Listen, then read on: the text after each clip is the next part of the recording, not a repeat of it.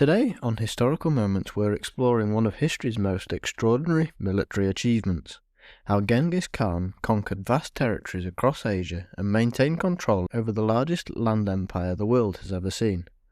By the time of his death in 1227, his empire stretched from the Pacific Ocean to Eastern Europe.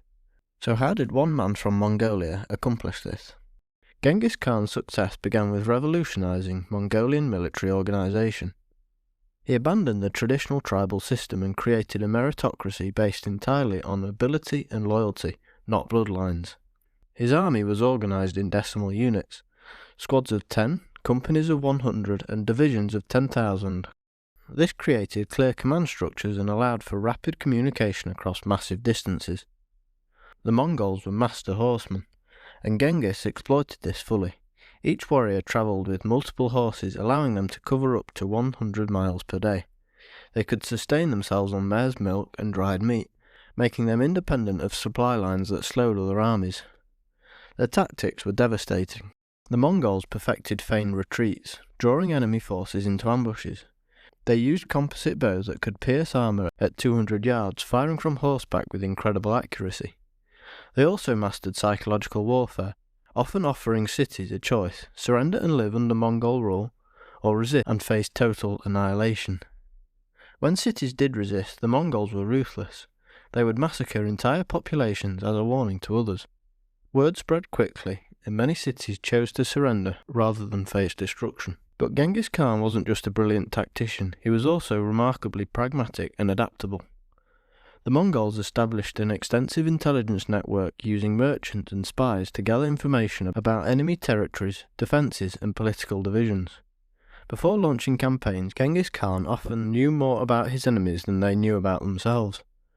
When the Mongols encountered fortified cities, they initially struggled with siege warfare. But Genghis Khan didn't let his pride get in the way. He recruited Chinese and Persian engineers and adopted their siege technologies. Suddenly, the Mongol army had catapults, siege towers, and other equipment that could breach the strongest walls. This willingness to learn and adopt superior technologies from conquered peoples became a hallmark of Mongol success. Conquering territory is one thing, keeping it is another. This is where Genghis Khan truly showed his genius. First, he implemented the Yassa, a legal code that applied across the entire empire. It was strict and sometimes brutal, but it was consistent.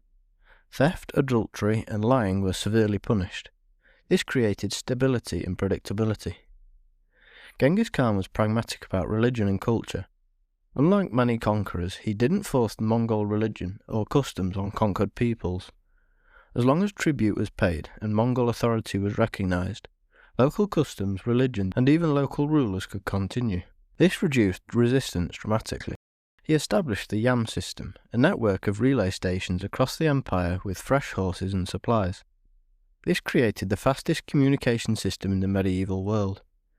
Messages could travel thousands of miles in just days. This meant that Khan could monitor distant territories and respond to threats quickly. Trade flourished under Mongol rule. The Silk Road became safer than it had been in centuries.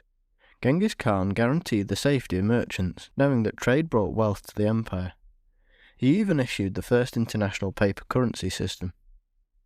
The Mongols also practiced a form of collective responsibility. If one person rebelled, their entire community could be punished.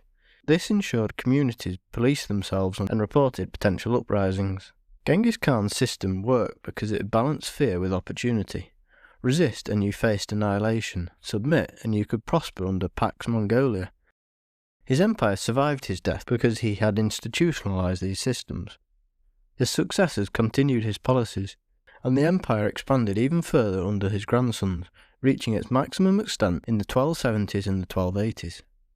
At its peak, the Mongol Empire governed roughly 100 million people and covered 24 million square kilometers. It facilitated unprecedented cultural exchange between East and West, spreading technologies, ideas, and even diseases that would reshape world history. Genghis Khan's achievement wasn't just about military prowess. It was about creating systems that could function across vast distances and diverse populations. In that sense, he wasn't just a conqueror, he was an empire builder.